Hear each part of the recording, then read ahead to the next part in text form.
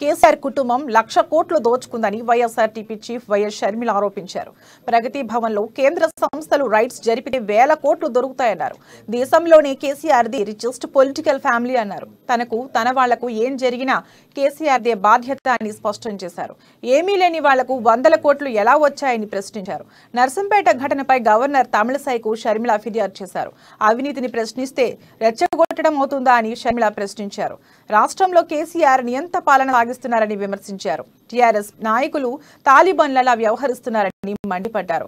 డబ్బు సంపాదించేందుకే అధికారాన్ని వాడుతున్నారన్నారు.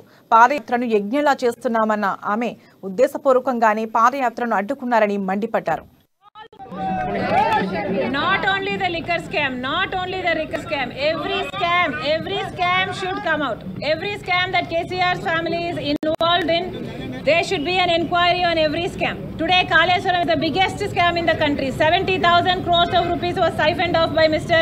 KCR. Even that scam has to be, an inquiry has to be commissioned upon. Liquor scam and real estate scam also. There is a land bank that the KCR family holds here that amounts to lakhs of crores of rupees. This family is the richest family in the country. This politician is the richest politician in the country. There has to be inquiries on every scam, on all the corruption of the KCR family.